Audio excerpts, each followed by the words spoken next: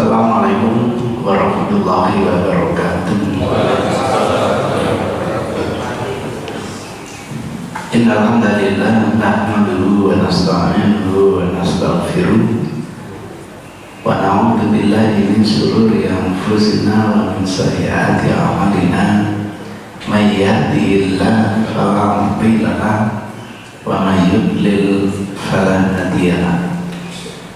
Wa nusalli wa nusallim ala rasulil karim wa ala alihi wa sahbihi wa man ihtada bi hadihi ila yaumiddin, amma ba'du.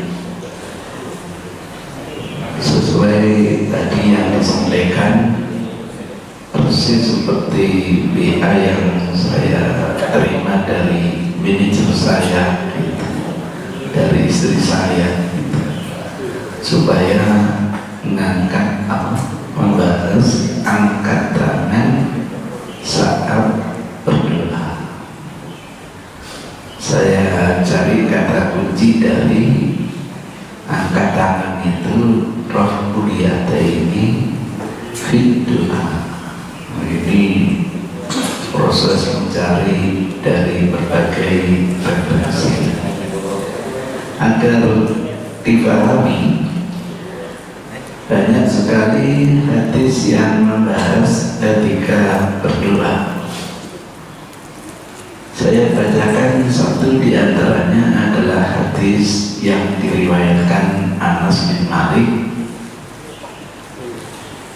Kana Nabi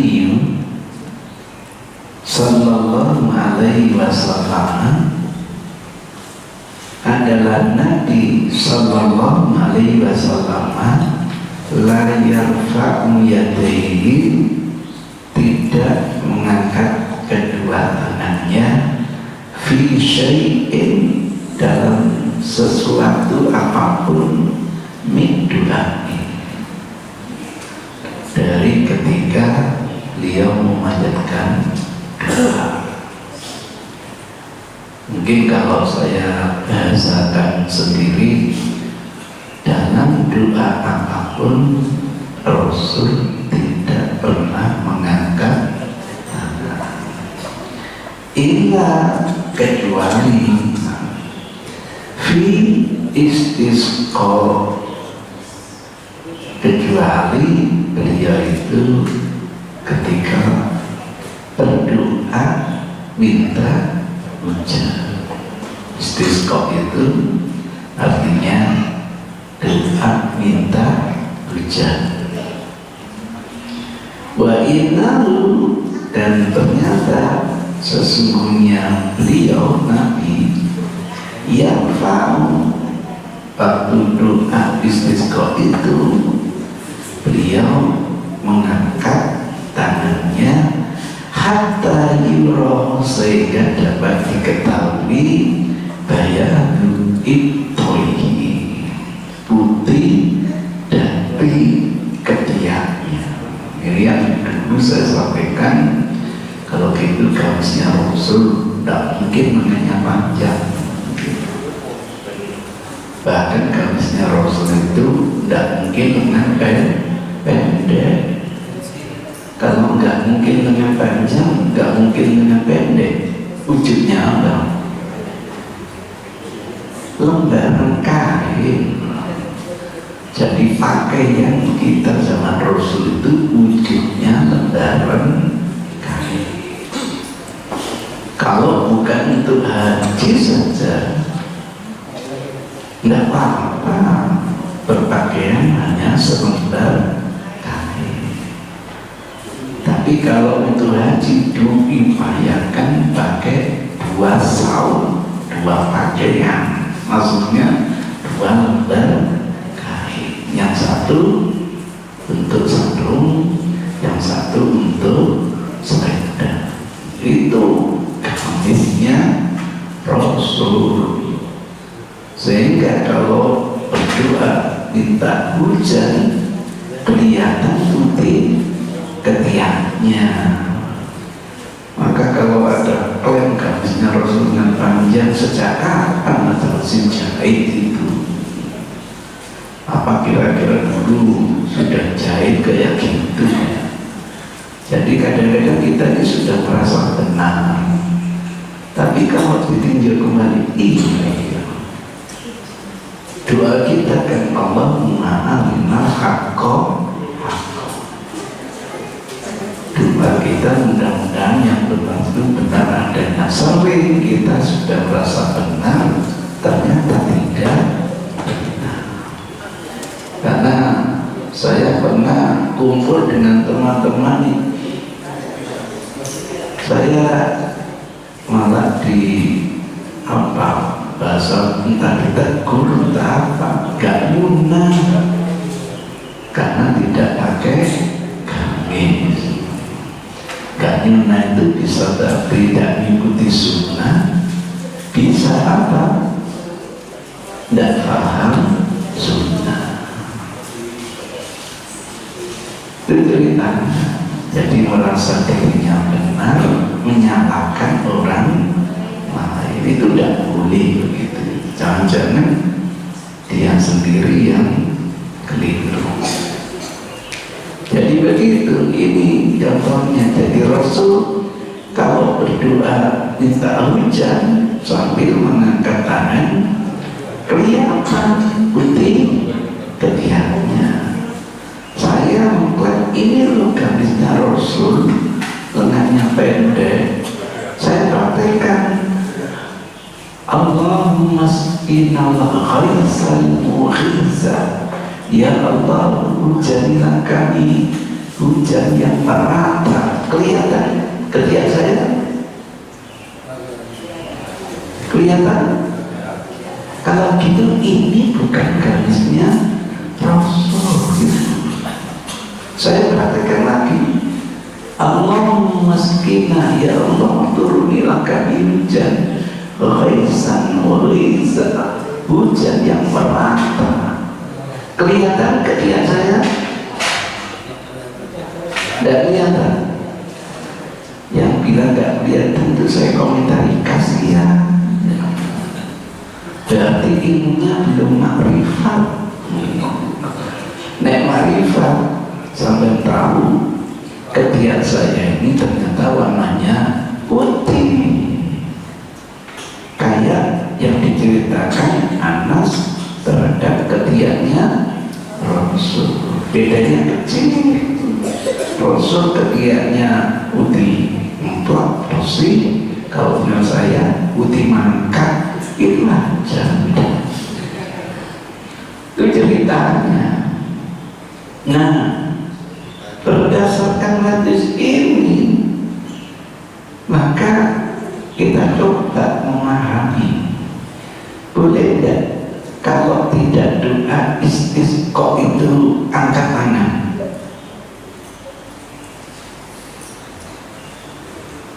Ingat dalam berdoa itu bagian dari ibadat, dan ibadat itu harus ada tuntunan. Kalau tidak ada tuntunan akan tertolak. Man amila amalan laisa alaihi amruna fahuwa raddun.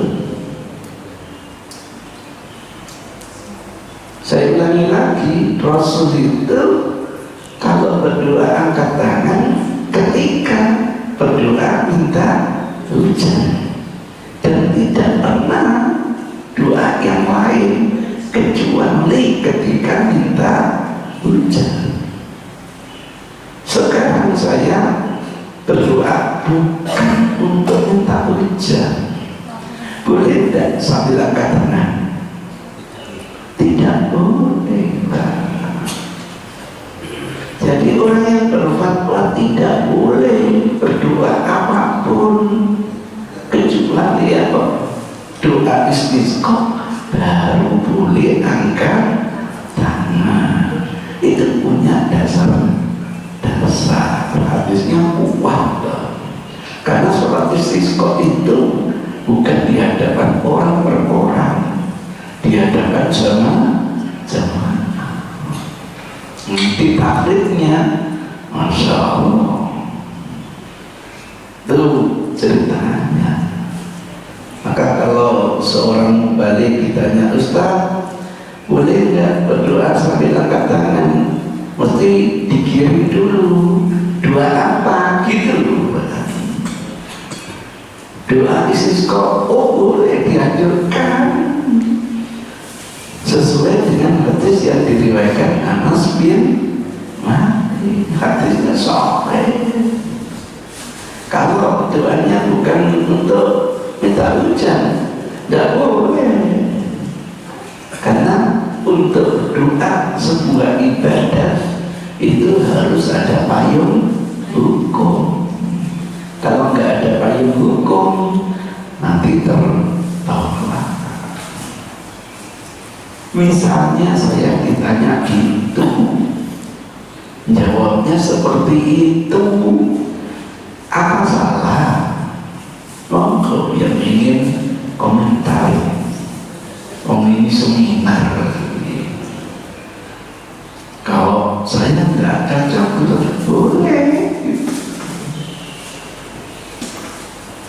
Itu saya biasa kalau berdiskusi selalu membuka peluang. Barangkali pendapat ini masih keliru, tolong ditunjukkan letak kelirunya di mana, begitu. Biar yang berfatwa itu ngerti, oh saya ternyata keliru saya di sini. Lah saya dikelirukan tapi tidak ngerti kelirunya, kan bingung saya. Gimana Bu? Setuju atau enggak? Diam pada setuju. Begitu. Pertanyaan saya, Bapak Ibu, hadis yang kita baca ini hadisnya sahih ini, hadis qauli atau fi'li? Fi'li, ucapan Nabi atau ucapan sahabat? Ucapan sahabat. Nama sahabatnya siapa? Anas bin Malik. Pertanyaan berikutnya, kalau sahabat cerita Rasul tidak pernah doa apapun angkat tangan, apakah bisa dimaknai tidak boleh angkat tangan? Sejauh pengamatan Anas, belum menyaksikan Rasul doa angkat tangan kecuali istisqa. Jadi ungkapan sahabat Rasul tidak pernah begini bukan berarti tidak boleh. Rasul itu tidak pernah sholat fardu di atas kendaraan gitu. Sholat fardu itu hanya di kendaraan itu hanya sholat sunnah. Qauli atau fi'li? Fi'li. Ungkapan Amir bin Rabi'ah. Kalau Amir bin Rabi'ah ngomong Rasul tidak pernah sholat fardu di atas kendaraan, boleh tidak disimpulkan sholat fardu di atas kendaraan haram? Boleh? Sejauh pengamatan Amir bin Rabi'ah belum pernah menyaksikan Rasul sholat fardu di kendaraan. Dikirim lagi,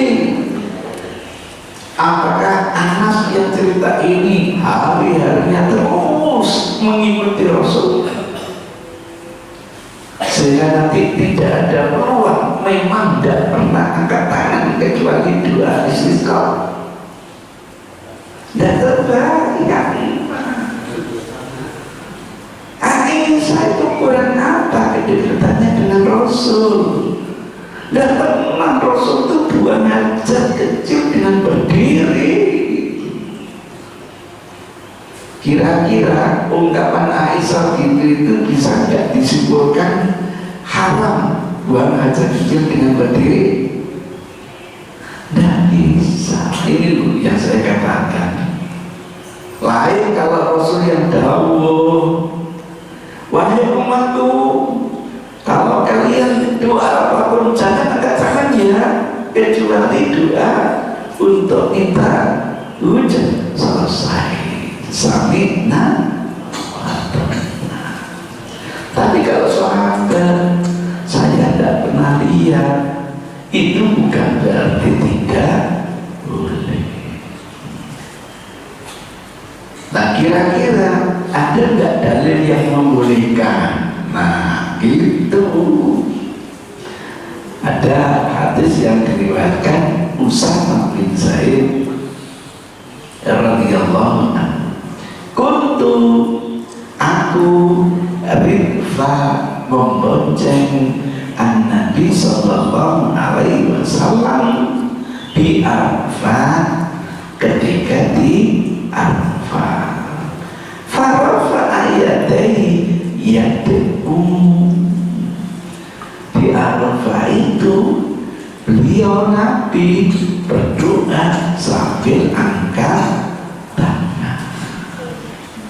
Jangan-jangan Anas tidak dekat dengan Rasul pada waktu itu. Berbeda dengan Usamah yang membonceng Rasulullah, dia di samping Rasulullah, menyaksikan bahwa Rasul itu mengangkat tangan sewaktu berdoa di Arafah. Ini doa minta ujian apa enggak? Enggak. Kalau gitu boleh doa angkat tangan.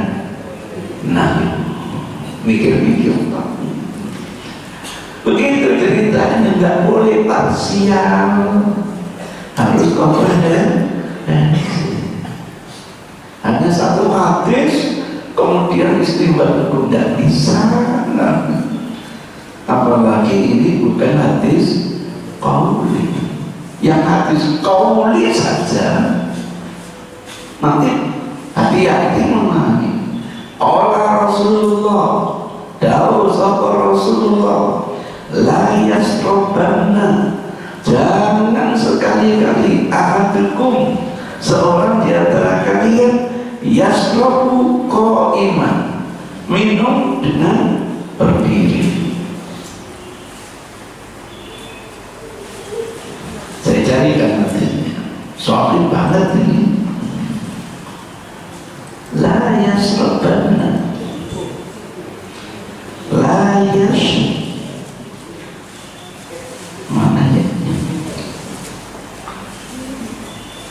Ini ayatnya, ini batu ayatnya.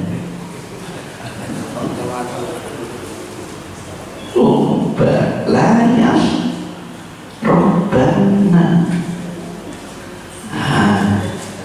Karena ini qauli, sudah agak yang saya buat dulu semua yang cepat.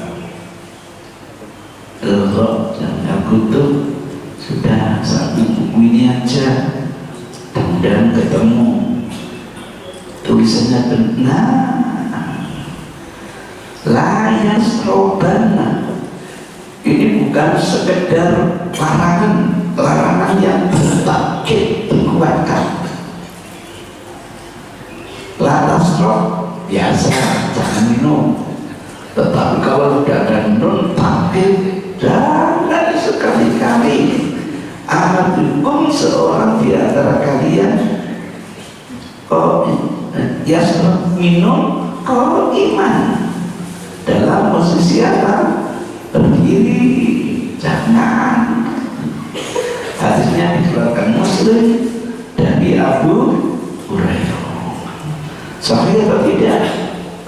Sahih. Abu Hurairah, silakan dilihat nomor 2020.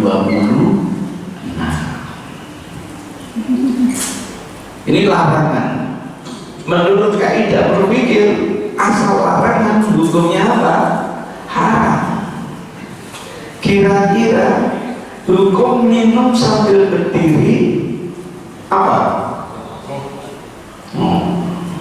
Dia tahu mulai beda pendapat. Ini hadis qauli, mestinya sami'na wa ata'na. Itu enggak gampang. Masuk wilayah fikih itu enggak gampang. Jangan dapat satu hadis terus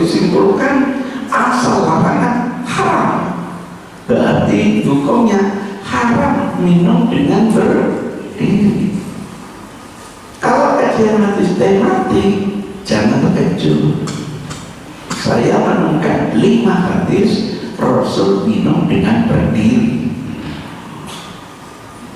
Waktu tawaf, kemudian ambil air zam-zam, apa kata Ibnu Abbas, minum dengan berdiri. Sahih hadis. Pertanyaannya, minum dengan berdiri boleh apa tidak? Padahal dilarang. Berdasarkan hadis ini biar sinkron. Oh, larangan itu bukan haram, tapi makruh. Gitu. Kalau makruh dikerjakan dosa atau tidak? Enggak. Cuma kalau bisa jangan mengerjakannya. Gitu. Itu ceritanya. Nanti ada hadis yang lain, Rasul itu mendirikan wudhu, sisa airnya diminum dengan posisi berdiri. Dipraktekkan oleh Ali ketika Ali mendirikan wudhu, dia praktekkan dengan berdiri, sisa airnya diminum sambil berdiri. Kata Ali, begini yang dulu pernah saya saksikan Rasulullah. Dusta Ali? Ya. Kalau itu pernah Rasul minum dengan berdiri? Nah, jadi begitu memahami hadis. Jangan larang, asal larang awal titik. Ya Allah, itu namanya siap belum memper. Saya diundang walimah pesta, pinginlah yang namanya minum itu sambil duduk muter-muter karena kursi. Saya tanya panitianya, mana kursinya? Nggak disiapkan Ustaz. Loh, ya Allah. Nah, terus saya minum gimana itu? Kenapa tidak dipersiapkan? Nanti kalau dipersiapkan Ustaz, gak mulai-mulai. Maunya itu terus yang mulia kok. Ada kedua gak cukup, ini gak mulai-mulai. Oh, itu strategi biar gak entek-entek konsumsi. Dari ikhtiar sudah gak dapat. Ya sudah, Bismillahirrahmanirrahim. Untung nggak pakai tangan kiri saya. Gitu aja masa kita berjamaah. Ustaz kok minum dengan berdiri? Ngomong gimana? Lah saya balik lah sampean minumnya. Iya Ustaz, saya beli kursi nggak ada. Waduh, aku ngomong. Itu ceritanya, Pak. Kalau bisa dengan duduk, kenapa tidak dengan duduk gitu? Beli jamu gak dikai kursi terus belum ngelempor dalam apa. Jadi begitu, maka tidak mungkin larangan ini menjurus haram. Larangan ini nanti setidaknya menjurus makruh. Anda lakukan dan berdosa, tapi upayakan bahwa dia jangan dilakukan, tapi tetap boleh. Itu namanya kajian hadis secara tematik, bukan yu'minu bibatil hadis wa yakfuru bibatil, yu'minu bibatil ayat wa yakfuru.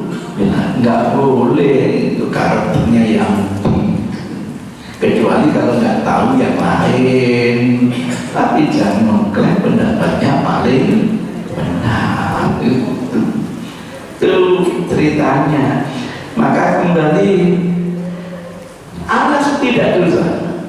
Itu sejauh pengamatan Anas, Rasul doa apapun tidak angkat tangan kecuali doa istisqa. Kita terima. Kalau gitu nanti doa istisqa boleh angkat tangan Kalau perlu etikanya Rasul setinggi-tingginya sampai kelihatan ketiak, biar kelihatan dirobek gitu. Kalau nggak sampai robek, nggak nyunah gitu. Kenapa? Nggak ketok, kelek gitu. Ya Allah, sama robek ya nanti kek. Nah itu cara doanya Rasul gitu. Masya Allah. Itu ceritanya. Nah, dengan hadis ini boleh nggak doa angkatan selain istisqa? Nah, boleh. Ini baru ketahuan. Oh, kecuali istisqa sama doa di Arafah. Yang bilang hanya itu siapa? Wong Usama itu tidak mengatakan saya hanya menyaksikan angkat tangan ketika diangkat gitu. Dia menyaksikan ketika di Arafah doanya sambil angkat tangan. Mana yang menunjukkan hanya istisqa, hanya di Arafah? Mana? Itu ceritanya. Ketemu lagi hadis yang lain. Hadisnya Abu Hurairah. Abu Hurairah ini orang Yaman dari suku Daus. Begitu alhamdulillah memeluk Islam, hijrah ke Mekah, Rasul sudah ke Madinah, ajar ke Madinah, Masya Allah, masuk Islam. Akhirnya ini saking senangnya belajar Rasul itu sampai cerita teman-teman disibukkan perutnya urusan makan. Perut saya sibukkan urusan Rasul, Masya Allah. Sampai untuk menahan lapar dikasih apa? Batu, ya Allah. Sekadun bener-bener pengen mulazamah dengan Rasul, makanya hadisnya paling banyak. Qatimah Tufail ibnu Amr ad-Daus. Qatimah, sampailah Tufail bin Amr ad-Dausi dari suku Daus, sama Abu Hurairah dari suku Daus. Cerita Tufail datang dari suku Daus ini. An-Nabi menghadap Nabi. Berarti tidak mungkin nih dari Mekah, jelas dari Madinah. Faqala, seraya berkata, kenapa orang Yaman kok sudah banyak yang mulai Islam? Karena dulu berada di Mekah, Rasul mengirim Mu'adh bin Jabal ke negeri Yaman. Jadi sebelum Rasul hijrah ke kota Madinah, sudah banyak masyarakat Yaman yang memeluk ajaran Islam. Nah, di antaranya adalah Abu Hurairah. Nah, di antaranya lagi Tufail bin Amr. Yang paling bagus itu serombongan besar, entah 30 orang pemuda Yaman itu menghadap kepada Rasulullah di bawah pimpinan Abu Musa al-Asy'ari. Makanya jangan kaget setelah Abu Musa al-Asy'ari dikembalikan ke negeri Yaman. Begitu kadernya Rasul itu. Maka saya nanti ingin mengkader dari Cina. Setelah itu saya kembalikan ke negeri Cina. Oh, ada dari negeri Citra Harmoni, pinter, kembalikan ke negeri Citra Harmoni. Dari mana simpul koronanya? Misalnya begitu. Ya Rasulullah, inna Dausan, sesungguhnya Daus, suku Daus, marga saya, termasuk marganya Abu Hurairah itu, asal banyak yang maksiat. Sudah dikasih dakwah oleh masih banyak yang bermaksiat, tidak mau menerima dakwahnya Mu'adz bin Jabal. Siapa yang tahu kenapa? Ini namanya fikih wakil. Karena komunitas yang dihadapi Mu'adz itu adalah komunitas Yahudi. Pesan Rasul sebelum mengirim Mu'adz, ya Mu'adz, wahai Mu'adz, innaka la ta'ti ila ahli kitab. Masyarakat yang kamu datangi itu nanti adalah masyarakat Yahudi. Ini namanya ilmu antropologi.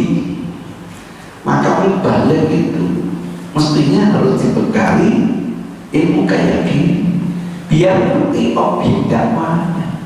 Dikirim ke Timur Leste, nggak ngerti kondisi Timur Leste, lah kok mengeluarkan homer hukumnya haram, ditembak sampai. Wong mereka itu hari-harinya minum mengikuti tradisinya Portugal. Harus ngerti kondisi masyarakat di daerah itu. Maka kalau tanya hukumnya homer apa? Oh, homer itu ada baiknya. Senang apa tidak? Senang. Tapi banyak jeleknya. Kan Quran yang bilang gitu, bahwa di dalam itu ada baiknya, tapi jeleknya lebih banyak. Biar mikir gitu. Setelah mau mikir, tahap kedua, kalau gitu gimana? Saya masih beli minum atau tidak? Begini, kalau kalian harus minum, jangan dekat-dekat nafsu sholat. Itu tahap yang kedua. Nonton.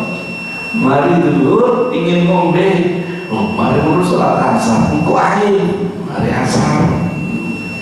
Mari asar ingin ngombe, mari minum maghrib, engkau air, mari maghrib. Mari maghrib, nanti mari sholat isya, engkau air, mari isya. Nah, baru meminimalkan durasi minum. Nggak gampang. Orang hobinya merokok, nggak boleh merokok. Ustaz, gimana hukumnya merokok? Merokok itu manfaatnya banyak, seneng, tapi mudarat yang lebih akeh. Menurut aku paling ngomongin dasar sampai nggak setahun rokok, ngomong paling coba sampai merokok, nikmatnya lebih banyak dari mudarat yang itu ceritanya. Nah, setelah begitu diminimalkan, baru nanti prinsipin amalih fajtani. Semua itu adalah keburukan dari amal setan hingga jamilah sampai tahap pengharaman. Begitu. Maka indah kalau mubalik itu tahu kepada siapa dia menyampaikan ilmu. Fadlullah, tolong berdoalah kepada Allah alaiha, untuk menghabisi mereka itu suku Daus itu yang maksiat itu mintanya begitu. Fastaqbalal qiblah, lalu Rasul menghadapi ini etika berdoa. Kalau bisa menghadap kiblat, apa harus butuh tuntunan lain gitu. Berdasarkan hadis ini ada etika supaya menghadap kiblat. Nah, kalau menghadap kiblat harus, saya khotib Jumat menghadap sampeyan, masa saya berbalik gendeng khotib itu, ya menghadap ke timur, masa menghadap ke barat. Itu jadi kalau kita nggak ngerti ilmu fikih, nggak usah bicara hukum Hukum itu produknya ahli fikih. Sudah bilang etikanya supaya menghadap ke kiblat, bukan berarti enggak boleh menghadap ke kiblat. Kalau sampai ngomong syaratnya menghadap kiblat, nek menghadap kiblat batal gitu loh. Nanti sampai berpercuma itu mau balik umat yang ngomong kira-kira Rafa ayatihi sambil mengangkat tangan menghadap kiblat, Allahumma hdita Usman, ya Allah berilah hidayah kepada suku Taus. Disuruh mendoakan cilaka, malah Rasul mendoakan mudah-mudahan mereka dapat hidayah. Kapan ya sampai punya karakter seperti ini? Itu nggak bau kemarin koruptor itu sampai telah mudah-mudahan mereka dapat hidayah. Ngobrol tuh ya, kok sampai kok gimana bongkok malah dapat hidayah gitu. Itulah yang namanya karakter Rasul. Siapa tahu nanti dibukakan hatinya bisa menerima hidayah dari Allah Subhanahu wa Ta'ala. Ayo kita doakan para koruptor segera dapat hidayah kembali ke jalan yang lurus. Waduh, setiap koruptor bahwa semua korupsinya diserahkan negara, negara. Nanti karena sudah mengembalikan semua utang lunasi, tak bagi-bagi nang wargaku. Wes setiap wargaku kerja gak kerja tak kayak susu duit 10 juta per bulan. Gelem apa dah? Kurang. Nah umur 10 juta kurang. Alah penghasilan itu kata seorang tokoh cukup setiap bulan warga ini dikasih lebih dari 50 juta. Hasilnya dari mana? Tambang. Dikalkulasi sekian triliun itu cukup warga Indonesia tanpa bekerja disubsidi setiap bulan 50 juta. Mudah-mudahan cukup ya dikasih 50 juta per bulan. Kurang saja. Mudah-mudahan cukup. Kalau kurang ngomong ke presiden lagi, kurang perpres presiden nek menurut tak tambahi 100 juta. Kurang mana nek. Jadi begitu. Oh ternyata ada kasus lain yang disaksikan sahabat Usama. Angkat tangan itu bukan hanya pada waktu minta cari lagi hatutnya ketika datang putusan. Ternyata Rasul doanya juga angkat tangan.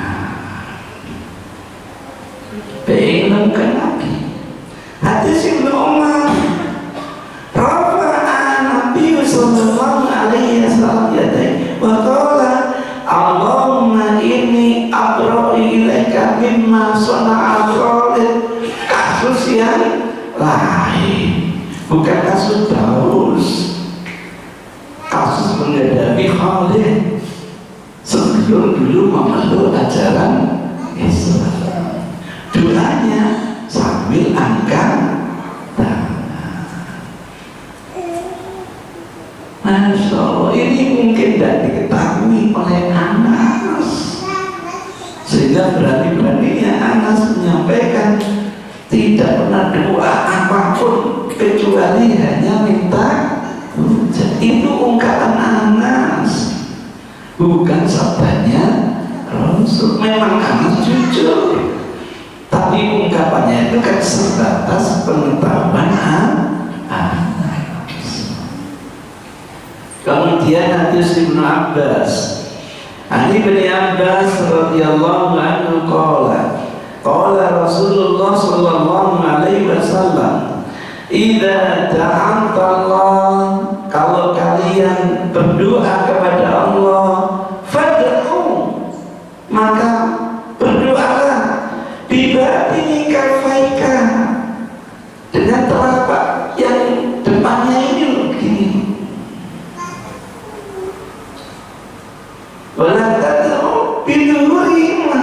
doanya, ya Allah, aja aku dikai musibah, ya Allah, coba ngini loh.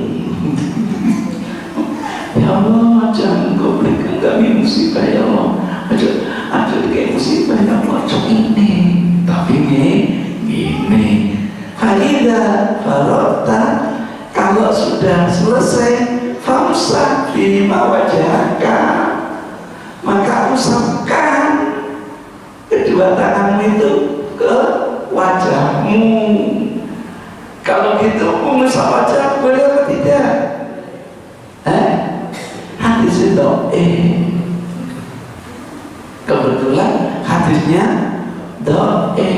boleh atau tidak? Kenapa tidak boleh? Ini kebetulan rangkaian dari doa setelah sholat gitu. Nah, masjidnya Rasulullah nggak seperti masjid kita, tanah. Orang kalau sujud pada tanah ada sisa debunya enggak? Apa salahnya diilangi debunya dulu? Boleh atau tidak? Kenapa tidak? Boleh. Lagi-lagi ini ucapan siapa? Ibnu Abbas gitu. Ibnu Abbas tuh ceritanya begitu. Masa para roman ini luar biasa. Apalagi waktu Rasulullah sujud pas turun malam Qadar, sampai wajahnya kena blendokan itu asal tin, karena masjidnya Rasul dari tanah biasa, atapnya dari kelapa kurma. Kalau hujan bocor, gak oleh dibersihin kok ya gitu. Ya hanya musik kepala ribut, ada dataan. Itu ceritanya. Ini kebetulan hadisnya dhaif. Kemudian ada lagi hadis Abu Musa al-Asy'ari. Dan Nabi berdoalah Nabi Sallallahu Alaihi Wasallam. Semua kemudian rafa ayataihi, beliau mengangkat tangannya. Kita blank, tidak tahu yang diceritakan Abu Musa al-Asy'ari doa apa itu. Terkesan segala macam doa. Wara'a itu, dan aku menyaksikan bayana intai, laki-laki putih ketiaknya. Hadis ini umum, bukan hanya dalam istisqa. Pokoknya aku itu dengar Rasulullah doa itu sambil angkat tangan sampai kelihatan putih ketiaknya. Siapa yang berani katakan ini hanya istisqa? Siapa? Kalau hanya istisqa, buktinya di Arafah angkat tangan. Buktinya ketika kedatangan suku Daus, Rasul berdoanya angkat tangan. Maka mengatakan hanya itu kan ijtihad ente. Ijtihad itu bisa benar, bisa salah. Kalau ini keumuman, pokoknya saya pernah melihat Rasul doa sambil angkat tangan sehingga kelihatan putih apa? Ketiaknya. Ada lagi doa Salman Al-Farisi. Inna rabbakum hayyun karim. Ketahuilah Tuhan kalian itu hayyun, hidup, tidak pernah tidur, bahkan tidak pernah ngantuk. La ta'khudhuhu sinatun wala naum. Apa dari pangeran itu, ya Allah? Ingin banget dari pangeran itu, biar disujudi umat gitu. Oh, kau boleh ngantuk, kau boleh tuh saya aja sudah tidur ngantuk. Tadi malam itu dari Jogja ya, sampai di terminal itu jam 12 kurang seperempat, pulang sampai di yang jam 12 lebih berapa itu, lebih 20 kalau enggak salah. Istirahat, kemudian dibangunkan istri, alhamdulillah aktivitas lagi. Habis ini pindah tempat lagi. Alhamdulillah kuat saya. Mudah-mudahan tidak kebelah waktu ceramah ini nanti. Sudah disiapkan ambulannya. Mudah-mudahan sini punya ambulan. Lo gak cuma terlengkar BPE. Itu ceritanya. Alhamdulillah saya punya terapi istirahat. Walaupun hanya katakanlah setengah jam, nilainya sama dengan berjam-jam. Itu nggak saya sampaikan di sini, itu mahal ilmu ini. Di hotel minta 7 lah minimal. Iya, dan itu biayanya setiap orang mungkin ya 3 triliun lah. Mahal Pak ilmu ini, Pak. Pelit banget orang satu ini, bukan pelit. Ini bicara profesional. Dan sampai yang mentok 10 triliun, tapi sehat. Ayo, milih sehat atau 10 triliun? Perasaan aku Pak. Gak payu sampean. Yang muka-muka. Itu ceritanya, Hayun Karim sudah hidup, Masya Allah mulia sekali. Permintaan apa yang tidak dikabulkan oleh Allah? Ya tapi apa itu malu? Nah, ini akidah loh Pak. Makanya kalau kita tidak mau dengan hadis ahad, nggak bisa percaya seperti ini Pak. Apa itu malu?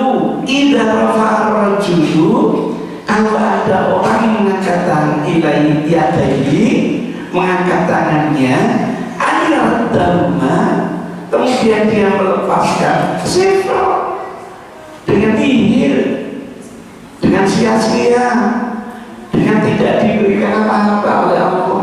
Malu, Masya Allah.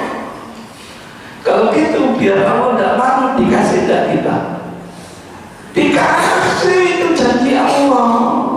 Ud'uni astajib lakum.